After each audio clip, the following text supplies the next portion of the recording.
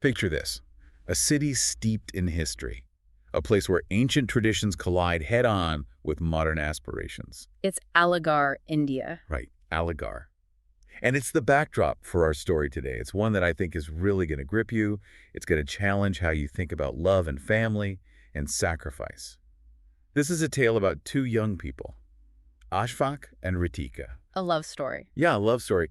But it unfolds against a backdrop of intense societal expectations, and ultimately, well, it leads to a devastating tragedy. It's a case that really makes you think, how can a love story, something that's supposed to be so beautiful, end in such a brutal way? And that's what we're going to do today. We're diving deep. We are. Welcome to Crime Podcastle's Twisted Love series. So the heart of this whole thing is Ashfaq Khan. He's a 24-year-old mechanic. And Ritika Sharma, a 22-year-old college student. Okay, so already we see they come from different worlds, right? Different religions, different socioeconomic backgrounds, but somehow they find themselves totally in love. Deeply in love. But it's forbidden. Ritika's family does not approve. The pressure, the disapproval, it just weighs on them constantly. To really get why the family reacted so strongly, we kind of have to understand the cultural context, you know? In some parts of India, family honor, family pride, that's everything. It's huge. Actions that go against those norms, they can be seen as the ultimate betrayal. Like you've stained your family's reputation forever. Exactly. And this is especially true when we're talking about relationships and marriage. So imagine you're Ashfaq and Ritika. Facing this wall of disapproval, what do you do? They made a choice. Love over family. Freedom over tradition. They eloped. June 10th, 2021. Wow. Left a note behind begging for understanding, saying they hoped one day their families would come around, accept their love.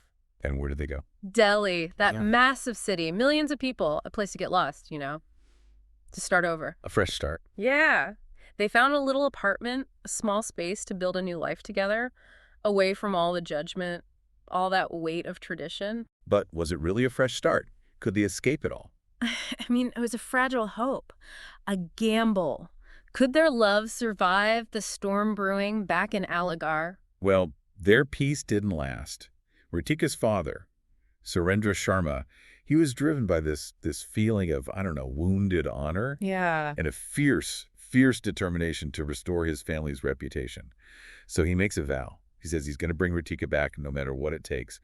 And within weeks, he actually tracks them down in Delhi. Delhi's huge. That's incredible. It is. But it shows how far he was willing to go, right? Absolutely.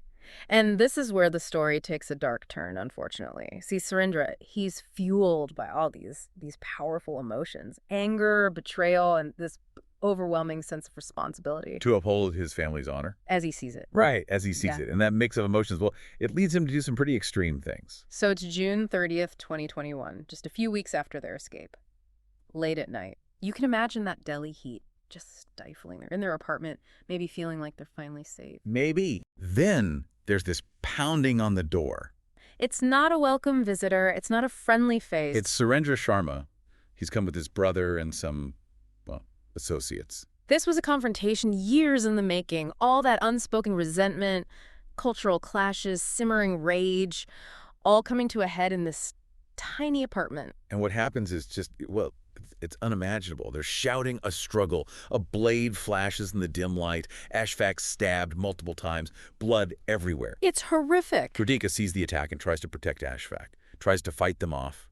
But she's overpowered, dragged away from the man she loves. Her screams just echo in the night. It's brutal, chaotic. It shows how far Surendra was willing to go to, as he saw it, restore his family's honor. And the neighbors. They hear the commotion, right? So they call the police. When they arrive, well, Ashfaq's clinging to life. The apartment's a disaster. A scene of just utter violence. And Ashfaq. He doesn't make it. He dies before help can arrive. And Ritika. Gone. Taken back to Aligarh by her father. So what happens next? We'll be right back. We're going to dive into the investigation and the trial when we return. Don't go anywhere. So the trial, it becomes this huge media event. It captivated the whole nation. Everyone was talking about it, debating honor and tradition. And the price of love. Right, exactly. And the prosecution, they built a really strong case. Mountains of evidence. Oh, yeah, witness testimonies, the forensics, and, you can't forget Ritika's account of what happened. Chilling. Absolutely. So they presented this image of a planned attack, cold and calculated, all to restore this idea of family honor. At any cost. At any cost. But the defense, well, they had a different story to tell. Oh, yeah. What was their angle? They tried to make Surendra Sharma seem more human. Humanize the guy who, allegedly orchestrated this whole attack. Yeah, they painted him as this father who was just overcome with grief, driven to this moment of madness. Because of the, dishonor he felt? Right. And they said his actions weren't planned at all, that it was all just a tragic outcome of his culture and his sense of duty as a patriarch. That's a tough sell. It was. But it really shows the complexity of this whole situation. I mean, the prosecution saying cold-blooded killer, the defense is saying cultural pressures. Exactly. And in the middle of all this, you have Ritika. She's having to relive the worst night of her life in front of everyone. And she had to face her own family in court. It's like she became this symbol of defiance against the very thing that led to this whole tragedy.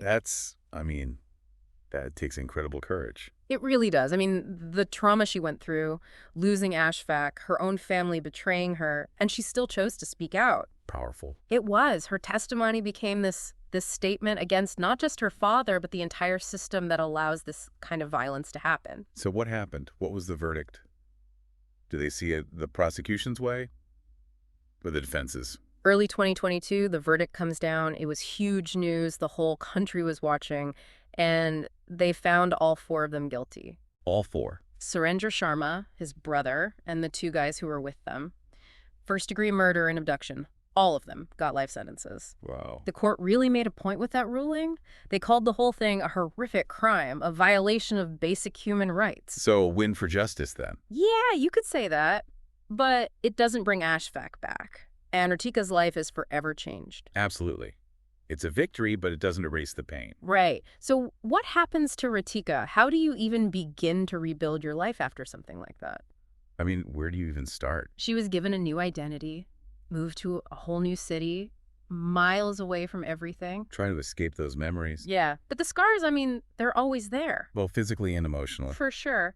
But it's incredible, really, how resilient she is. She didn't just survive. She used what happened to her to make a difference. She became an advocate. Exactly. Speaking out against these honor killings, making people aware of what's happening. And helping women who are in similar situations. Yeah. So this one case, this horrible tragedy, it started a national conversation. About a really, really dark side of their culture. It forced India to acknowledge that in some places, love can still get you killed. And people were outraged. There were protests. Demands for stricter laws, education, all of that. Yep. But the question remains, can one case really change things? These beliefs, they run so deep. Generations of tradition, that's hard to shift. Right. It's complicated. Change takes time. But this case, it cracked open the door. And people started talking about something that was hidden for too long. It was a long overdue conversation. We've talked about the trial, the verdict, the impact it had on India. But I think we really need to stop for a second and think about the human cost of it all. Yeah. Ashfaq, this young guy, he was just living his life. He fell in love, and it got him killed. It's brutal. It is. And then there's Ritika. She lost the love of her life. Her own family turned against her. And she had to go through that whole trial. Relive everything. It's hard to even imagine. It really is. Yeah. It reminds you that these stories, they're not just headlines. There are real people behind them. Whose lives are shattered. And it's easy to get caught up in all these big concepts, honor and tradition. Right. But we have to remember Ashfaq and Ritika. They were individuals with their own hopes and dreams. They had this whole future ahead of them. And their love story, it should have been something beautiful. It should have. But instead, it became a symbol of defiance. And ultimately, it cost Ashfaq his life. And left Ritika to pick up the pieces. It makes you think, what if things had been different? What if they had been born into a different kind of society? A more accepting one. Yeah. Would they have been free to love each other without any fear? Without having to make these impossible choices? It's hard not to wonder about that. It really is. But I guess it just shows how much work still needs to be done. To create a world where love isn't seen as a threat. Right. Where it's actually celebrated. Where people are free to choose who they love and who they want to be. Without fear of violence. Exactly. In this case, it's not just about romantic love either. It's about freedom. About being who you are. Absolutely. The right to live authentically without being persecuted for it. It's about a world where difference is a good thing. Yeah.